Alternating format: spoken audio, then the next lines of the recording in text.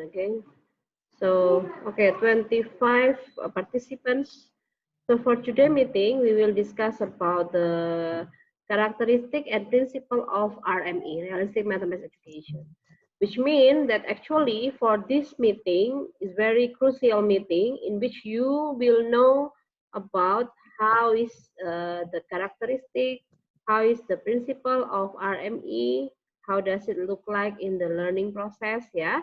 So I will divide you into 5 groups, to discuss the material that I share to you. So after this, kan ya belum mendapatkan seperti tadi aljabar, teorema belum, tapi kita sekarang yang kedua ini karakteristiknya memakai model, yaitu sebagai jembatan dengan instrumen vertikal. Jadi kita menggunakan model ini untuk sebagai jembatan antara yang real dengan yang abstrak. Jadi yang kita tadi digunakan di dunia nyata itu kita gunakan model untuk nanti menyelesaikan masalah yang abstrak atau instrumen vertikal. Yaitu akhirnya kita akan mendapatkan hasil akhir objek dalam penalaran matematika. Jadi kita dapat konsep penalarannya untuk yang nomor 2. Lalu di sini di slideshow ini ada 4 tingkat model. Ada tingkat situasional, terus tingkat referensial, tingkat umum, dan tingkat matematika formal. Lanjut ke karakteristik yang ketiga. Karakteristik yang ketiga itu ada pemakaian produksi dan konstruksi siswa sendiri. Jadi di karakteristik PMR ini, karakteristiknya kan memakai produksi dan konstruksi siswa sendiri. Jadi di sini sudah disebutkan contohnya. Siswa bisa diminta menulis esai, melakukan eksperimen, mengumpulkan data dan menarik kesimpulan, merancang latihan yang dapat digunakan dalam tes, merancang tes untuk siswa lain dalam kelasnya. Jadi di sini itu siswa itu dituntut untuk memikirkan jalan keluar dari permasalahan. Jadi siswa ini menggunakan cara mereka sendiri, yaitu dapat dilihat dari tadi melakukan eksperimen, terus siswa mengumpulkan data dan dia akan menarik kesimpulan sendiri, sehingga siswa itu dituntut untuk menemukan cara dia sendiri untuk menyelesaikan masalah yang dihadapinya untuk karakteristik yang ketiga. Lalu untuk karakteristik yang keempat, itu ada karakter interaktif proses pengajaran atau interaktivitas. Nah, 3 dulu aja. Siapa Amni? Oh iya, Bu. Ya, terima kasih. Oke, diturunkan. Oke, tadi ya sudah dicoba jelaskan oleh kelompok 3 ya, bahwa ada 3 karakteristik. Yang pertama, konteks sebagai titik awal gitu ya. Ini yang minggu lalu juga sudah saya sampaikan berkali-kali ya. Nah, mungkin yang kedua yang akan jadi bahan untuk diskusi. Ada yang ingin menyampaikan atau ada hal yang berbeda dengan apa yang disampaikan oleh kelompok 3 terkait dengan model tadi?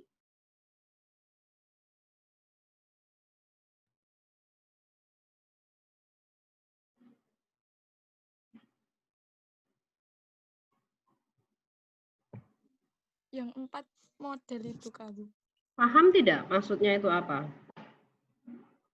Kurang bisa memahami poin-poin di model-modelnya, Bu. Poin-poin model-modelnya ya, belum bisa memahami. Ya. Itu definisinya menggunakan bahasa yang terlalu tinggi menurut saya, Bu. Oke. Saya dibantu membaca modelnya. Bisa. Ya. Ya, model yang pertama yaitu tingkat situasional. Oke, jadi itu adalah tingkat situasional. Ya. Tadi Iya. di karakteristik yang pertama, bahwa situasi adalah sebagai titik awal. Ya, ini situasi. Dunia nyata. Ya, Bu. Ya, situasi bisa jadi masalah situational problem. Ya. Kemudian setelah itu naik menjadi apa? Referensial. Ada apa di situ di penjelasannya? Oh, bentar, Bu. Di mana pengetahuan dan strategi domain spesifik dan situasional dipakai dalam konteks situasi itu. Apa ada tulisan model of? Iya, iya model dari Model dari. dalam masalah itu. Oke. Oh ya, referensial. Ya. Nah, sebenarnya yang ingin disampaikan oleh apa namanya itu ada leveling gitu. Ada leveling ya, ada level dalam arti berangkat dari situasi, kemudian ada model of di situ kaitannya dengan referensial dan seterusnya. Yang paling atas itu adalah formal, ya kan? Di situ dikatakan. Iya. Nah, Iya, Bu. sudah punya gambaran nggak kira-kira ini contohnya seperti apa? Contohnya model. Saya beri ilustrasi nanti saudara pahami, ya, coba dipahami. Benar.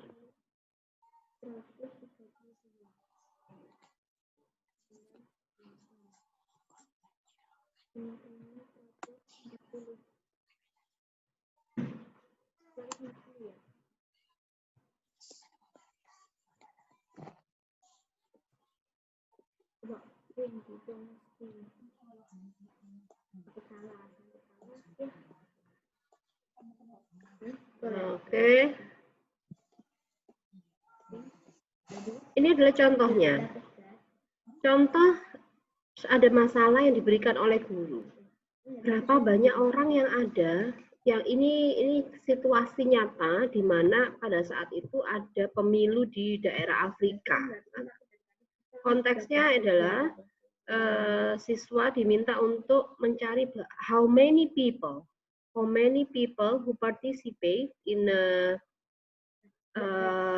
apa itu namanya pemilu ya. Nah, kira-kira dari situasi ini bagaimana selanjutnya siswa berpikir? Silakan dijawab.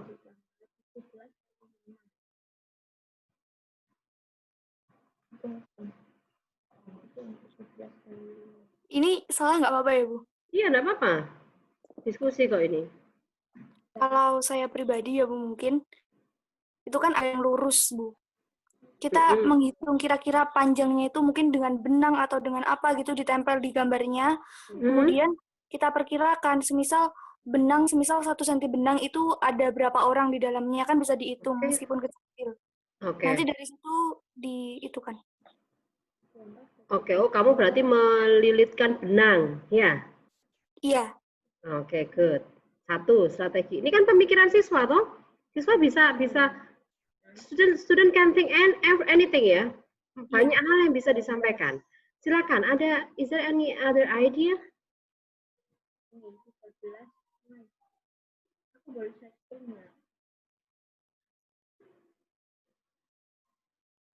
Yang lain?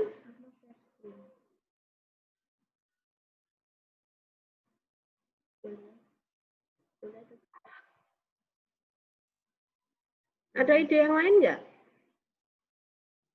Kalau menggunakan korek api boleh nggak, Bu? Jadi itu kan korek api itu kan panjangnya kan sama ya, sama semua.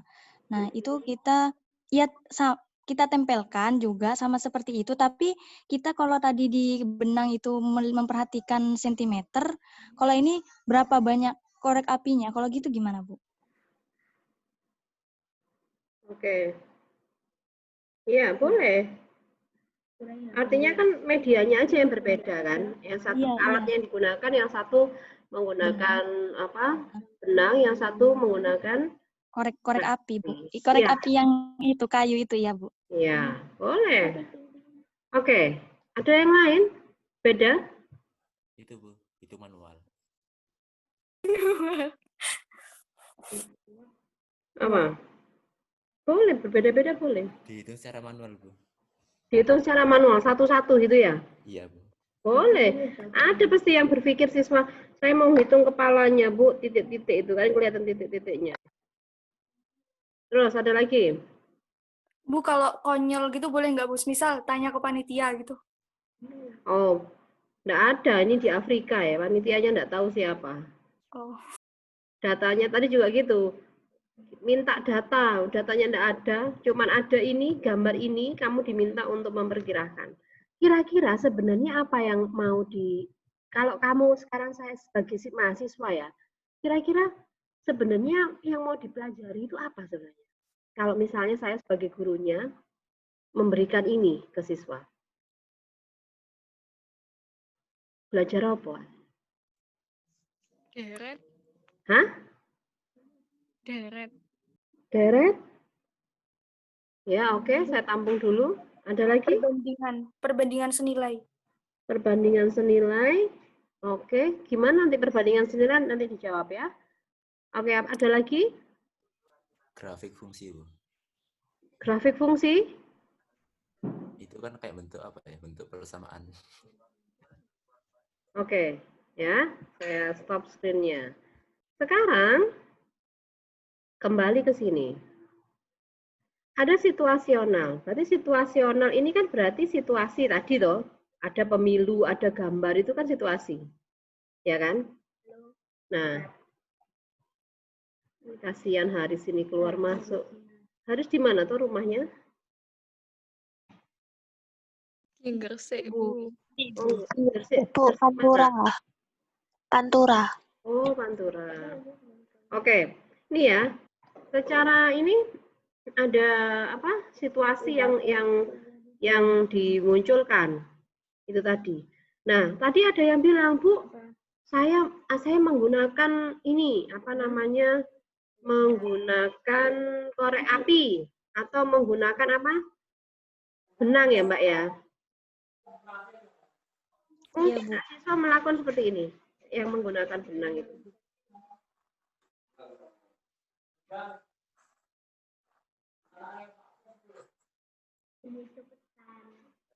Mungkin enggak seperti ini? Mungkin sekali, Bu.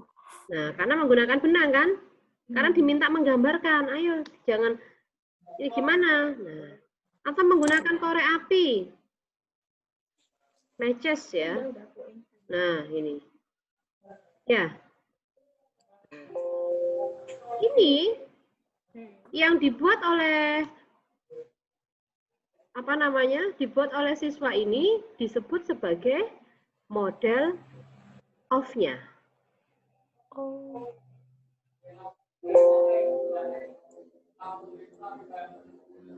Ya, ini adalah model of-nya. Jadi model dari situasinya, situasi yang di apa namanya, yang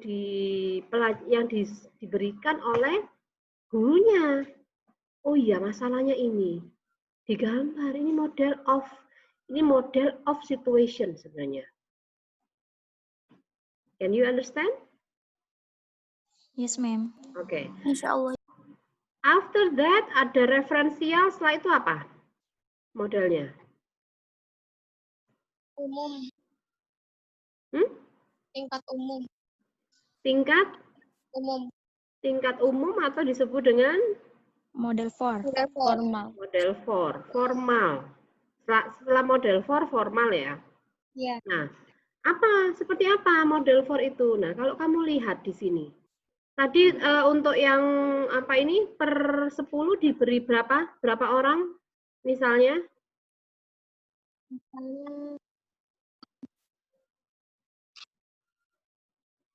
Per 10 diberi berapa orang? Per 10 per 1 cm atau 10 cm ini? Tadi kan bilang kamu. 7 aja untuk. Oke. Per 1 cm itu. Ya. Oke. Iya, Bu. Mungkin nggak siswa melakukan ini?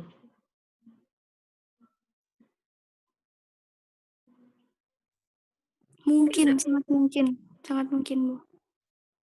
Kan gini tuh. Itu maksudnya titik-titik ya.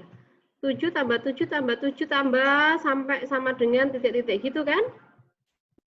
Iya. Nah, ini sudah apa? Sudah abstraksinya, sudah angka, ada model for di sini. Ya, yang tadinya masih representasi, masih model dalam bentuk gambar, grafik atau apapun itu, sekarang sudah menggunakan apa namanya ini angka 7 tambah 7 tambah 7 dan seterusnya misalnya. Mungkin nanti siswa akan berpikir, oh ini sama dengan katakanlah 8 kali 7. Misal seperti ini. Ya. Atau mungkin ada model for yang lain.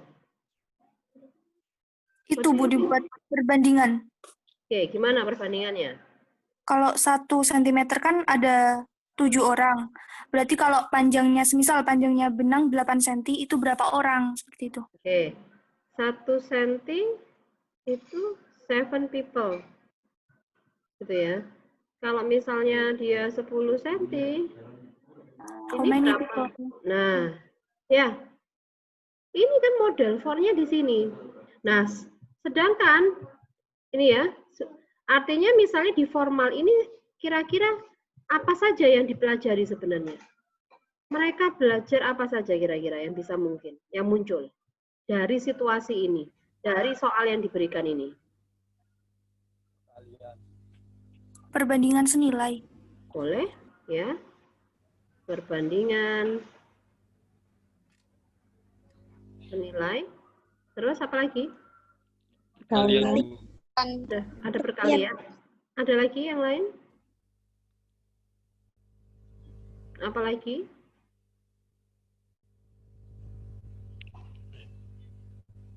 Sudah, itu aja ya. Nah, bentuk formalnya ya konsepnya, konsep dari perbandingan senilai, konsep dari perkalian. Gitu.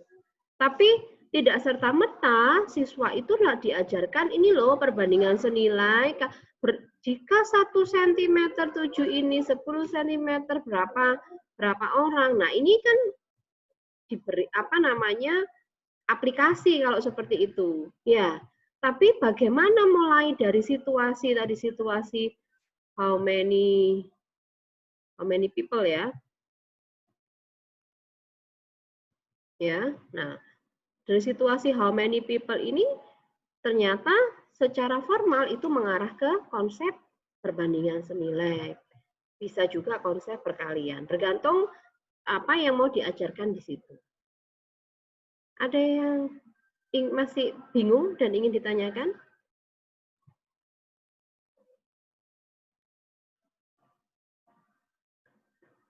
Tidak ada? Belum ada, Bu. Oke. Paham ya? Clear ya maksudnya ya? Jadi karakteristik 1, 2, 3. Sekarang saya ingin kelompok 2. Perwakilan kelompok 2 menjelaskan karakteristik 4 dan 5. Siapa? Mana kelompok 2?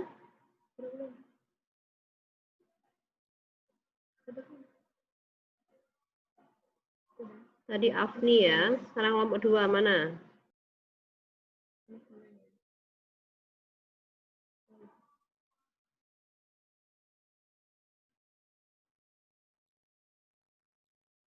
Halo, kelompok 2.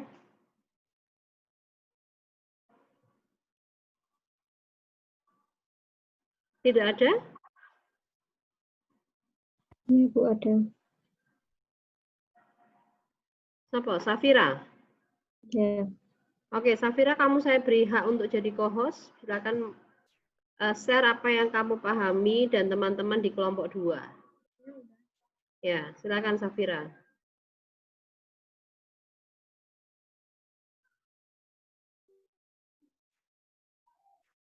Ya, jadi sebelumnya apa screen saya sudah kelihatan? Sudah, Saf. Iya, jadi melanjutkan penjelasan dari Afni tadi, menurut diskusi dari kelompok 2, karakteristik PMR yang keempat dan kelima. Yang keempat yaitu karakter interaktif proses pengajaran atau interaktivitas. Jadi intinya di karakter yang keempat ini menurut kelompok kami, siswa itu dituntut aktif dalam menyelesaikan suatu masalah. Jadi mereka itu dituntut untuk menjelaskan, memberi alasan, menyetujui dan tidak menyetujui, mempertanyakan alternatif dan merenungkan kembali. Nah, hal ini tuh biasanya dilakukan dengan cara diskusi kelompok, kemudian tanya jawab, saling sanggah seperti itu. Kemudian karakteristik PMR yang kelima yaitu pengaitan berbagai unit belajar. Maksudnya di sini adalah kita itu ketika sudah mendapatkan suatu materi, maka materi tersebut dikaitkan dengan materi yang sudah kita dapatkan sebelumnya juga. Jadi misalkan di situasi yang diberikan tadi, di situasi problem tadi, itu kan siswa disuruh untuk menyelesaikan problem itu tadi dengan cara mengaitkan dengan materi-materi yang sudah didapatkan sebelumnya. Begitu hasil dari diskusi kelompok kami. Mungkin ada yang ditambahkan dari kelompok saya.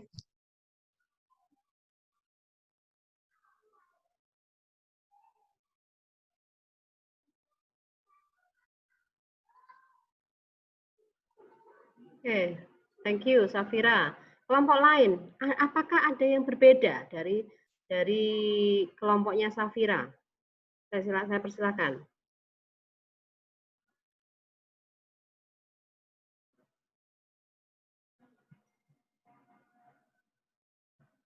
Tidak ada? Oke. Yang ketiga, yang keempat adalah terkait dengan interaktif ya. Karakter interaktif. Nah, ada interaktivitas. Bagus tadi sudah disampaikan bahwa ini artinya memang ada proses interaksi gitu ya. Interaksi antara siswa dengan siswa dengan guru. Secara ini ya sebenarnya apa yang sudah kalian lakukan tadi di grup ketika saya breakout ini sudah salah satu mengaplikasikan ini, di mana kalian berusaha memahami makna dari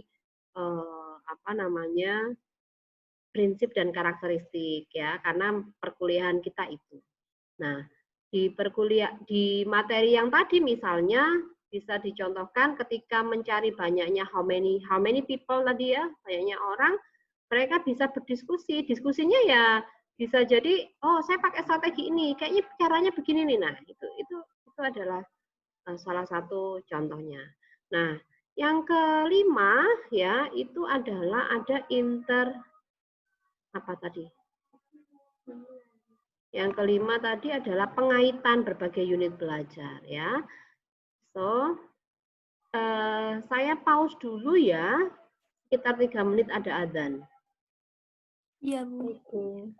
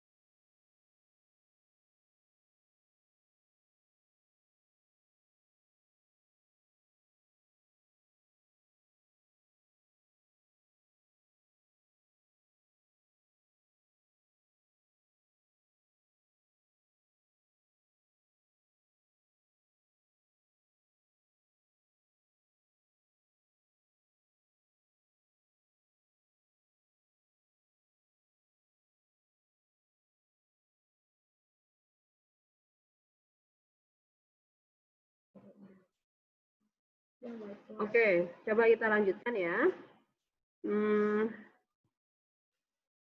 Terkait keterkaitan antar unit ya.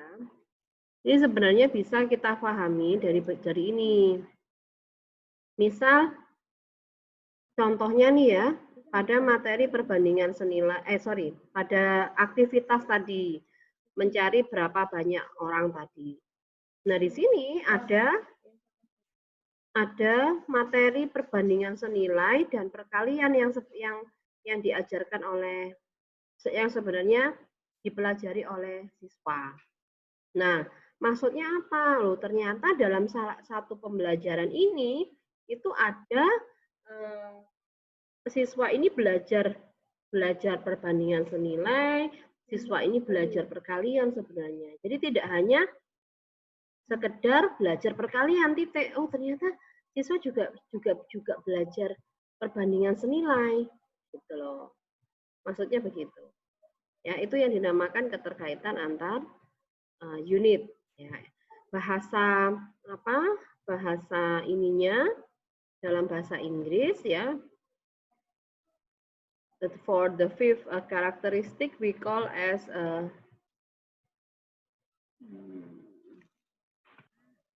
intertwinement. Nah, nih ya. Jadi sebenarnya ada intertwinement di situ. Itu ya. Nah, oke. Sekarang saya ingin kelompok 5. Siapa perwakilan untuk mempresentasikan prinsip 1-2. Mana kelompok 5?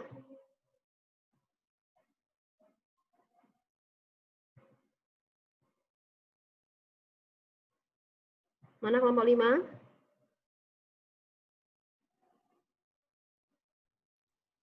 Oke, kita lanjutkan ya.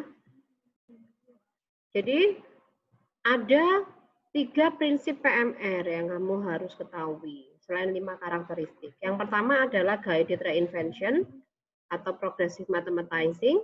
Yang kedua adalah didactical phenomenology, and the third one is self-developed model.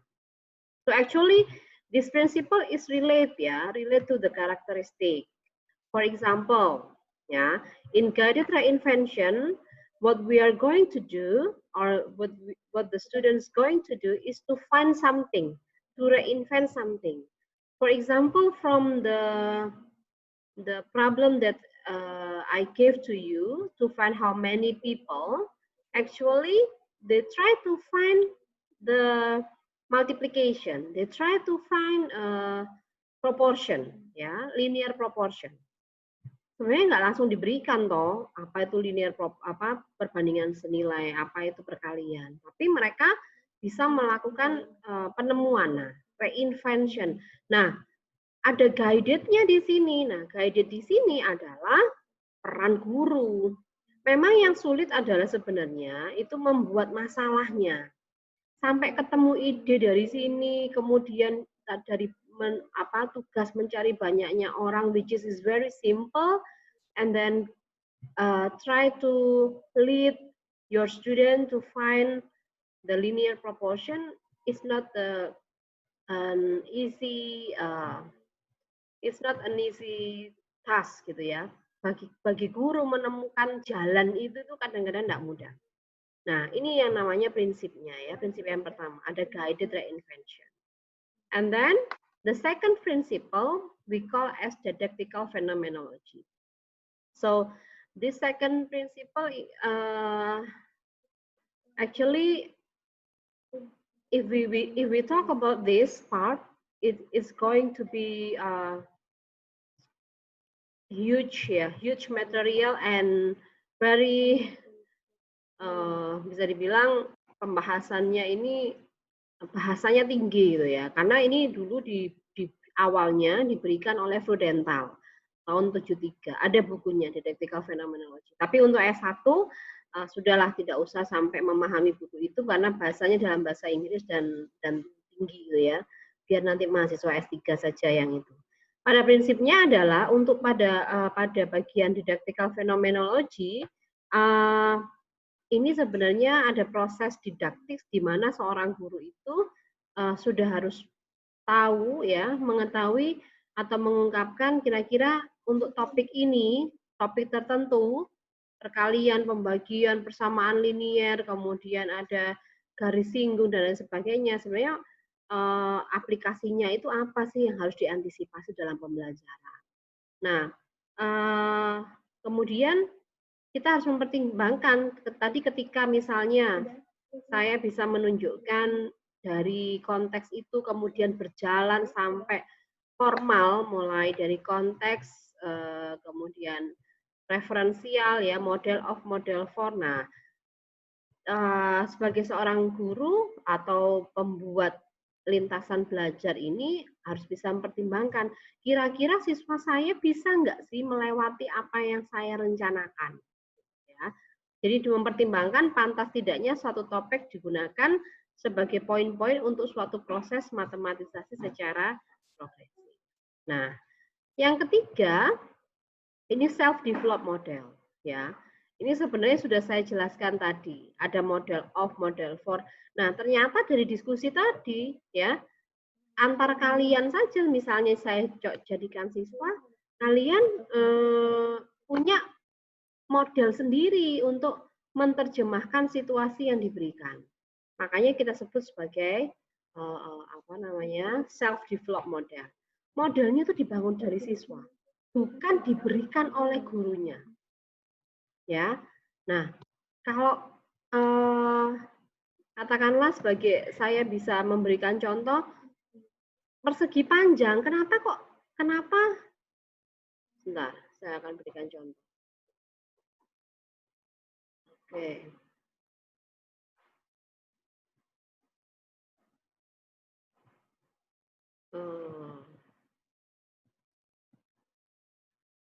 Oke, saya berikan contoh misalnya.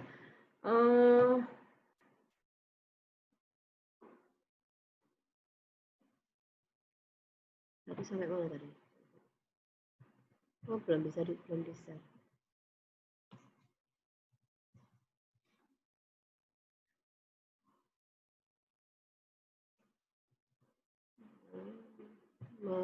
Self develop model. Oke. Coba kita berefleksi bersama ya. Misal ketika belajar persegi geometri. Ini kita kembali ke SD deh. Topiknya adalah geometri. Misalnya persegi panjang. Kira-kira kalian temukan enggak siswa itu ketika melihat bentuk-bentuk geometri? Maaf kalau gambarnya ini ya. Tapi maksudnya ini persegi panjang. Nah, misal kalau guru hanya fokus pada satu bentuk ini saja, Mbak, Mas, dia taunya persegi panjang itu ya ini. Ketika ketika dirotasi ya 90 derajat atau dirotasi 45 derajat atau di dalam bentuk seperti ini ya, sudah tidak ada lagi yang disebut mereka sudah ini enggak bisa karena pokoknya persegi panjang itu ya ini, enggak ada model lain.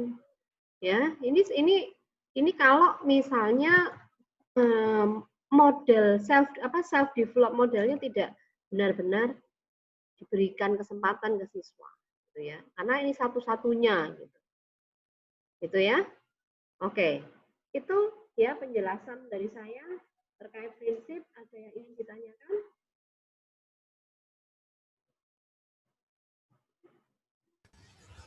Mau bertanya, Bu. Ya.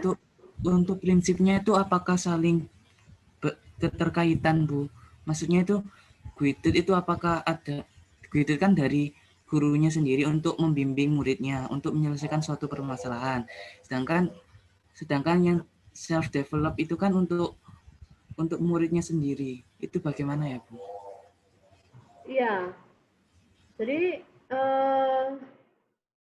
prinsipnya itu kan ada prinsip terkait dengan siswa, ada prinsip terkait dengan gurunya, dan tidak bisa dipisahkan gitu loh. Misalnya self-develop model itu bukan berarti harus hanya siswa saja, tapi peran gurunya bagaimana mengarahkan siswa supaya bisa membuat atau mengembangkan model sendiri. Nah, di situ perannya. Ya, jadi nggak hanya oh ini untuk siswa, oh ini untuk guru, tapi seolah-olah seperti itu gitu ya dari bahasa yang digunakan. Tapi tidak demikian maksudnya. Nah, seperti ini model dibangun sendiri oleh siswa, iya. Tapi bagaimana gurunya, misalnya kan ketika dalam pembelajaran, mengarahkan supaya siswa ini membangun modelnya sendiri. Itu akan jadi challenge lagi.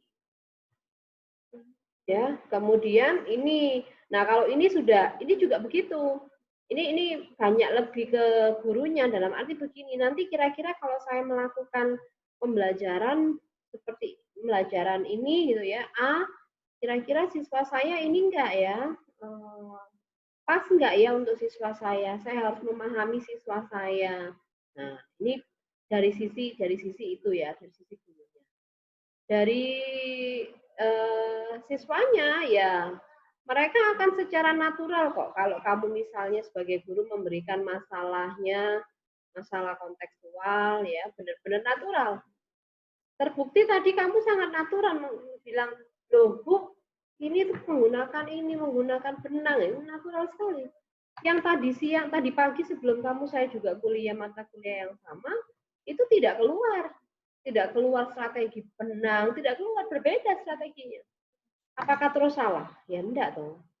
Nah, ya. Kemudian yang pertama tadi guided reinvention. Nah, ini peran guru-gurunya supaya mengarahkan siswa untuk mengkonstruksi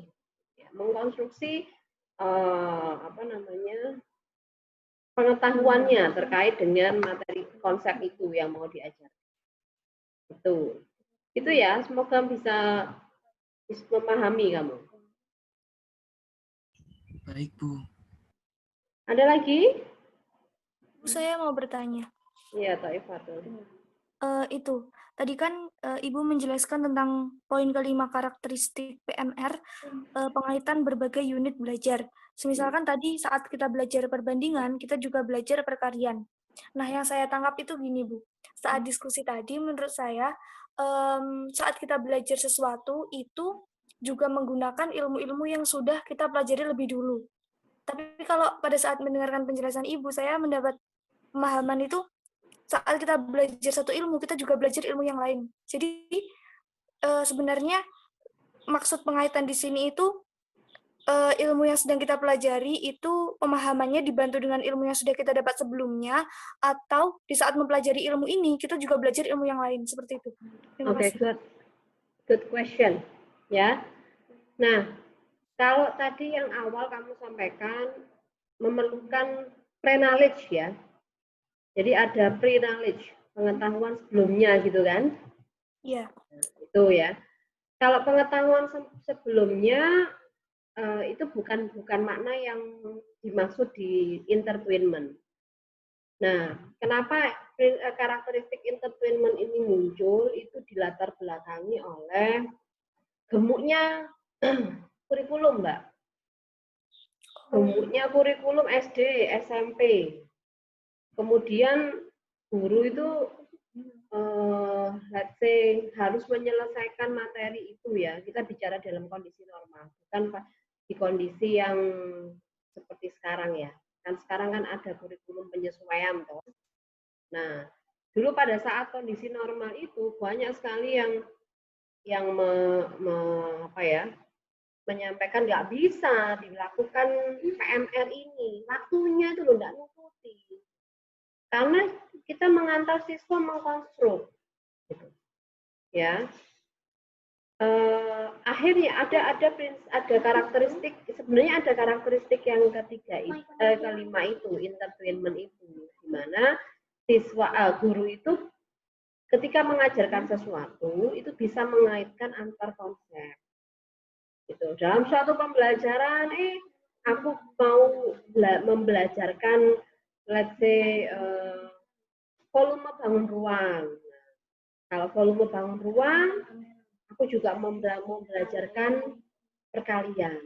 Coba bandingkan, seandainya kamu mengajar, coba dulu deh kamu reflecting back to your primary study. Perkalian, ayo besok hafalan perkalian 3, perkalian 4. Pernah nggak kamu diberikan suatu situasi langsung ke arah luas persegi panjang, luas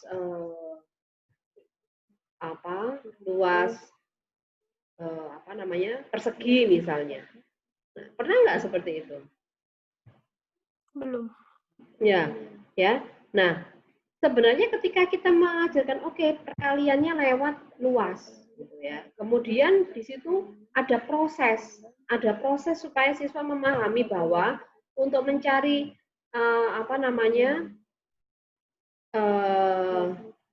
hasil perkalian itu bisa melalui luas persegi panjang. Kan langsung, jadi dua submateri, dua materi bisa diajarkan secara bersamaan, gitu loh. Idenya seperti itu. Jadi bukan maksudnya pengetahuan sebelumnya itu tidak penting, tidak ya. Tetap yang namanya kita ngajar kayak ke siswa, otomatis ya harus tahu toh. Siswa saya itu sudah sampai di mana titik berangkatnya. Itu nggak akan bisa lepas. Tapi to be more specific di RMI itu ada karakteristik yang itu tadi, yang menurut saya tidak didetailkan oleh pendekatan yang lainnya. Itu ya, Taifatul? Iya, Bu, terima kasih. Okay. Hope everything is clear ya. Karena ini bagian yang harus dipahami.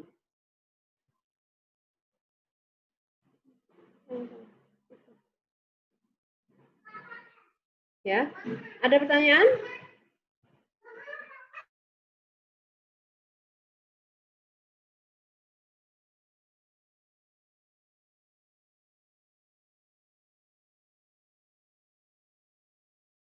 Tidak ada? Oh, kalau tidak ada, begini.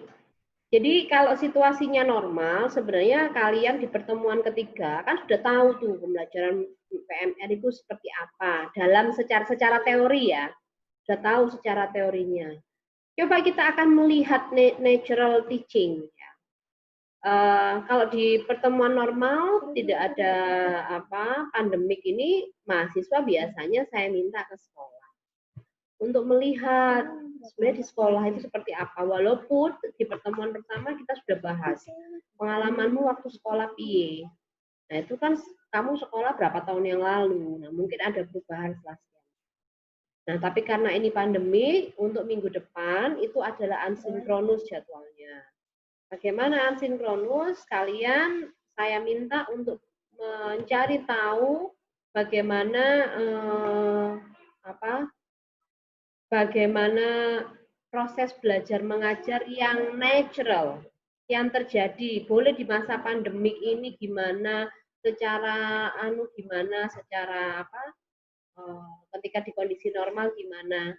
Kalian boleh mewawancarai gurunya, boleh mewawancarai siswa, atau mungkin bisa masuk ke LMS pada saat misalnya gurunya mengajar, misalnya. Boleh, strategi apapun boleh. Jadi nanti tadi kan sudah berkelompok toh, 5 kelompok ya. Nah, 5 kelompok tadi coba membuat IC ya, tulisan tentang bagaimana pembelajaran di sekolah. Tulisan dan isinya nanti akan kita diskusikan di pertemuan keempat ya. Boleh kamu membuat PowerPoint untuk presentasi juga boleh. Ya. Nah, silakan tadi 5 kelompok tadi ya, dalam kelompoknya masing-masing mengeksplorasi. Bu, saya nggak ada akses Bu ke guru, ke siswa dan lain sebagainya. Misalnya ya sudah, kamu aksesnya ke YouTube, kamu aksesnya ke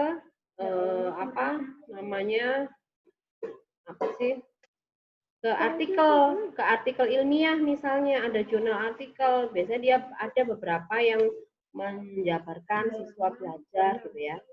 Tapi itu kan jadi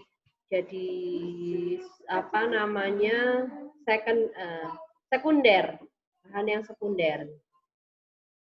Bisa dipahami tugasnya? Bisa? Oke.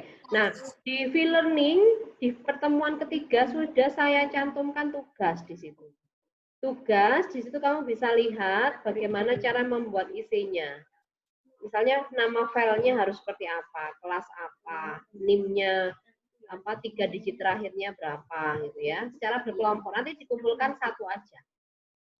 Jadi satu kelompok katakanlah 5 orang, 5 sampai 6 orang, 5 orang gitu ya. Nanti dikumpulkan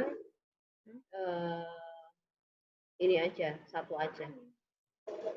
Nanti disubmit di VLearn ya, ada batas submitnya itu 1 hari setelah tanggal 20. Berarti minggu depan kan 28. Saya beri waktu 1 hari, 29. Nah, karena kamu ini kan penugasan bisa mulai dikerjakan, tapi minggu depan tidak ada tatap muka.